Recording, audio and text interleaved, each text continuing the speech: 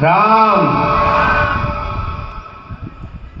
मंच पर विराजमान सभी अतिथिगण, माननीय मातृशक्ति बाल गोपाल, आप सभी का हृदय से अभिनंदन और इस कार्यक्रम के आयोजकों का हृदय से धन्यवाद। आज हम सब एक सम्मेलन के उद्देश्य से यहाँ पर एकत्रित हुए हैं। विषय की गंभीरता इसी से प्रकट हो जाती है कि आज हमें हमारे बारे में बताने के लिए, हमारे विचार कैसे हो उनकी दिशा बताने के लिए सम्मेलन करने पड़ रहे हैं। विचार कितना गंभीर हो जाता है, विषय कितना सजगता का हो जाता है कि हमें हमारे बारे में ही बताने के लिए किसी को जरूरत पड़ने लगी। इस समय को हमें समझना पड़ेगा। विचार करिए, आज से 200 साल पहले, 300 साल पहले या 500 साल पहले क्या हमें हमारे बारे में किसी को बताने की जरूरत थी? जब किसी भी भाई बंधु को मैं देखता हूं, पढ़े लिखे भी उसमें हैं, समाज के अग्रणी लोग भी हैं, सभी लोग अपनी संस्कृति और अपने अध्यात्म को भूले हुए हैं। कैसे? हमारे समाज की कुछ पहचान थी, विचार से भी जोड़े रखती थी और हमारी पहचान बताती थी। साथ में हमें आध्यात्मिक शक्ति भी देती रहती थी। जैसे तिलक, सीखा। आज हम सब की ये हालात है कि आधुनिक बनने के चक्कर में, आज हमने पढ़े लिखे जताने के चक्कर में कि हम पढ़े लिखे लोग हैं, आज यहाँ पर कोई विरला ही होगा जिसके सिर पे चोटी मिलेगी। और तिलक लगाना तो जैसे पिछड़ेपन की निशानी बना करके बिठा दिया है हमने। जो आदमी पुराना या सोच में पीछे रहने वाला है वो आदमी तिलक लगाता है, ऐसी सोच बना करके रख दी है। हम भूल गए उस समय को। देखिए, आज से 300, 400, 500 साल पहले हमारे बुजुर्गों ने इस सीखा यानी चोटी के लिए और तिलक के लिए गर्दनें कटवा दी थी। वीर हकीकत राय, 7 साल का बालक, उस समय में मदरसे चला करते थे। सभी बच्चे जो पढ़ना चाहते थे तो मदरसे में जाया करते थे। मदरसे में गया, वहां के काजी ने कहा कि बेटा ये चोटी कटवानी पड़ेगी, यहाँ पढ़ना है तो ये जो तू रोजाना तिलक लगा के आता है ये बंद करना पड़ेगा। वीर हकीकत राय ने उस मास्टर का सामना किया कि साहब पढ़ना नामंजूर है, लेकिन ये तो मेरे धर्म की निशानी है, ये तो मैं नहीं कटवा सकता। उस 7 साल के बालक का विचार उस काजी को इतना चुभ गया कि उसने आगे तक, राजा के यहाँ तक, उस समय सुल्तान हुआ करता था, बादशाह हुआ करता था, वहां तक शिकायत कर दी। हमारे गांव में एक लड़का है जो कहता चोटी नहीं कटाऊंगा। आदेश आया कि या तो चोटी कटवा दो या गर्दन कटवा दो। उस बालक ने कहा मैं हंसते हंसते गर्दन कटवा सकता हूं लेकिन चोटी नहीं। कभी कोई, आज यूट्यूब का जमाना है, यूट्यूब पे वीर हकीकत राय का किस्सा सुन करके देखिएगा, आपके रोंगटे खड़े हो जाएंगे उस संवाद को सुनते हुए।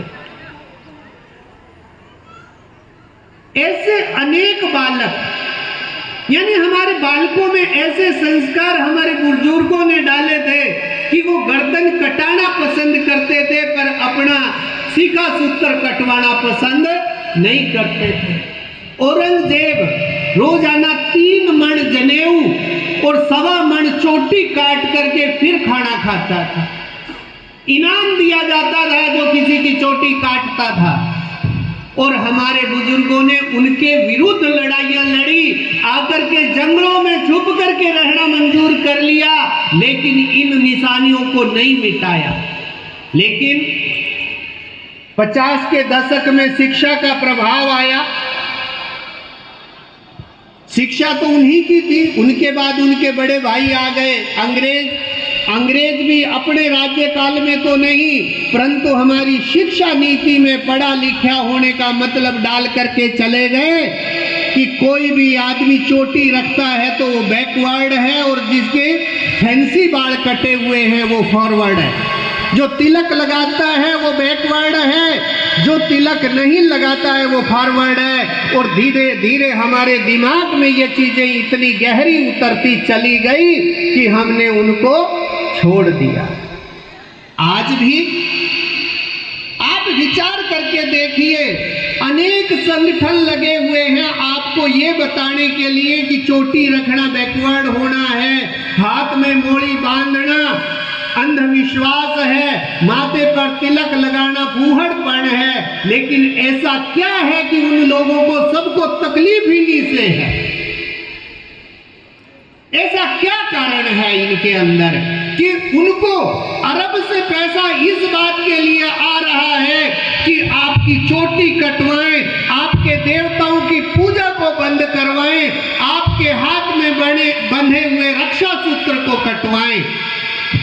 ऐसा क्या है इनमें जो उनको यहां बैठे हुए आपके घर से वहां अरब में तकलीफ हो रही है? आज सत्संग के नाम पर लोगों को इकट्ठा करते हैं और वहां पर क्या समझाते हैं? तुम अगर अपने माँ बाप को धोख दे देते हो, या तुम अपने परिवार में या अपने किसी रिश्तेदार के यहाँ पर जाकर के उनको चरण स्पर्श कर लेते हो, तो तुम्हारी शक्ति खराब हो जाती है, तुम्हारी भक्ति खराब हो जाती है। उन लोगों को ऐसी कौन सी तकलीफ है कि आप अपने माँ बाप के चरण छू नहीं सकते? उनको ऐसा कौन सा दर्द हो रहा है आपसे कि वो सत्संग में बुला करके आपको ये बताते हैं कि आप अपने इन चिन्हों को हटा दीजिए। विचार कर लीजिए, आपका अच्छा है या बुरा है ये तो बाद में निर्णय होगा, लेकिन ये विचार करिए कि इस संस्कृति को मिटाने में उन्हें क्या आनंद मिलता है, ये विचार करिए। कुछ आप यहाँ पर अपने हाथ का रक्षा सूत्र काट देते हो, माथे का तिलक पोंछ देते हो, या अपनी शिखा कटवा लेते हो। अरब में बैठे हुए किसी शेख को उससे क्या मिलता है, विचार करके देखिए। उसे ऐसी कौन सी पावर मिल जाती है, ऐसी कौन सी शक्ति मिलती है कि वो हजारों नहीं, लाखों नहीं, अरबों रुपए यहाँ पर इस काम के लिए भेज देता है कि वहां पर जाकर के उन लोगों की चोटियां कटवाना, उनकी शिखाएं हटवाना, उनके हाथों से रक्षा सूत्र कटवा देना, उनके देवी पितर या जो देवत पूज रहे हैं उनको उठवा उठवा करके नदियों में फेंकवा देना। मेरे भाइयों, हमें आज अपने बच्चों को अगर ये संस्कार देने हैं तो उन्हें सबसे पहले अपने आध्यात्मिक तत्व से जोड़ना पड़ेगा। अपने बच्चों को शिखा, सूत्र और तिलक का महत्व बताना पड़ेगा, लेकिन बच्चों को बताने से पहले उन्हें हमें खुद को अपनाना पड़ेगा। यहाँ पर आज अगर हाथ खड़ा करवाऊं, 80% आदमी हाथ खड़ा करेंगे कि हम गुरुमुखी हैं, लेकिन गुरुमुखी होने पर भी अधिक करके माथे पर ना तो शिखा है और ना ही किसी के जनेऊ है। कारण हमारे आध्यात्मिक गुरुओं को भी इसके लिए प्रेरित नहीं किया गया कि वो अपनी संस्कृति से जुड़े रहने का विषय इनको बताएं, बल्कि ये बता दिया गया कि भाई पढ़े लिखे लोग नहीं लगाया करते। हमारा कर्तव्य है, इस सम्मेलन का विषय ही यही है कि आप अपने जितने भी धार्मिक चिन्ह हैं उन्हें ग्रहण करें।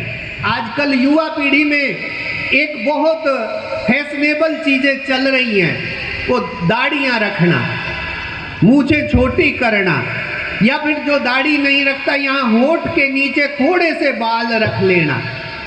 लेकिन किसी को ये पता है कि ये फैशन भी किसके द्वारा वहां पर छोड़ा जा रहा है आपके अंदर। ये भी एक उनकी जिहाद है। ये होठ के नीचे जब कोई मुसलमान किसी कारण से पूरी दाढ़ी नहीं रख सकता है तो होठ के नीचे के इस खड्डे में अपना चिन्ह रखता है, और हमारे लड़के समझते हैं कि ये फैशन की निशानी है इसलिए ये रखने लगते हैं। या फ्रेंच कट दाढ़ियां रखते हैं अपने आप को फॉरवर्ड बताने के लिए। नहीं, सबसे ज्यादा फॉरवर्ड वो व्यक्ति है जो आदमी अपनी संस्कृति को जिंदा रखता है। अभी भाई साहब ने बताया बंगाल में, बांग्लादेश में और पाकिस्तान में हिंदुओं के साथ क्या हो रहा है। अरे भाई वो तो दूर है, यहीं पर एक मोहल्ला कोई भी आप जांच लीजिए जिसमें 80% 70% मुसलमान रहते हों, और उसमें घर लेकर के थोड़े दिन रह करके अनुभव कर लीजिए कि उनके बीच में रहना क्या होता है।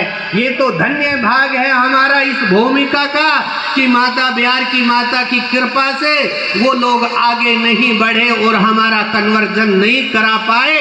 इसलिए धन्यवाद है कि आप शांति से जी रहे हैं। अजमेर की किसी भी गली में जाकर के थोड़े दिन किराए पे मकान लेकर के रह करके देख लीजिए, आपका पता चल जाएगा कि उनके साथ रहने का माहौल क्या होता है। बांग्लादेश और पाकिस्तान तो फिर भी टूटे हुए हिस्से हैं हमारे, लेकिन जो हमारे अंदर हैं उनके अंदर भी यही सब चल रहा है। इसलिए चेतन हो जाइए और अपने बच्चों के संस्कारों को सुधारिए। आपका ज़्यादा समय मैं लेना नहीं चाहता, लेकिन विषय गंभीर है इसलिए बोलने में भी दिल करता है। मैं जहाँ भी बैठता हूँ, जब भी बैठता हूँ, अगर ये चीज़ें जरूर कहता रहता हूँ कि कम से कम अपने धार्मिक चिन्हों के महत्व को जानिए। सीखा करते क्या है, तिलक करता क्या है, थोड़े दिन लगा करके और रख करके देख लीजिए, आपका जो ओरा है वो अपने आप बढ़ने लगेगा। आपकी तेजस्विता, आपका ओज आपके अंदर आपको एक अलग ही तरह की पॉजिटिव एनर्जी का अनुभव आने लगेगा। और थोड़े दिन फिर उसको काट करके भी अनुभव कर लीजिए कि ये जो केस रखते हैं इनके कट जाने के बाद कैसा अनुभव होता है, जैसे हमारी सारी शक्ति किसी ने छीन ली हो, ऐसा फील होता है। इसलिए मेरे भाइयों, थोड़ा अपने आध्यात्मिक चिन्हों को धारण करें। समाज के अगुआ और लीडरशिप करने वाले सभी लोगों से मेरा यही निवेदन है कि पहले वो धारण करें। शिक्षित लोग और प्रतिष्ठित लोग इन चिन्हों को धारण करें ताकि और लोग भी आपसे प्रेरित होकर के और इन चिन्हों को धारण करें। इसी के साथ मैं अपनी वाणी को विराम देता हूं और एक बार फिर कार्यक्रम के आयोजकों को बहुत बहुत धन्यवाद कि आपने किसी विषय पर ये सम्मेलन किया है जो इनके हित में नहीं, आयोजकों के हित में नहीं, आप सबके हित में है। बहुत बहुत धन्यवाद है। और धन्यवाद हमारे स्वयंसेवक संघ को भी है जो निरंतर अपने जीवन का, अपनी इच्छाओं का त्याग करके आपको जगाने और आपको समझाने के लिए दिन रात लगा हुआ है। इसी के साथ मैं अपनी वाणी को विराम देता हूँ। बोलो राम, बोलो राम, राम, हरिओम। ये हिंदुओं का किस प्रकार से हिंदू होने को विचलित किया जा रहा है, आप अजमेर जाके देख लो। अजमेर ही नहीं, आप ब्यावर के आसपास के गांवों में जाके देख लो किस प्रकार दूसरी ताकतें हम पर हावी होने की कोशिश कर रही है। किस प्रकार हिंदुओं को दूसरी कास्ट में सम्मिलित करने का पूरा प्रयास किया जा रहा है। विदेशों से जो फंड उनको फंडिंग हो रही है, उनकी सहायता से हमारे गरीब भाई बहनों को बरगलाया जाता है। पहला यह पूछा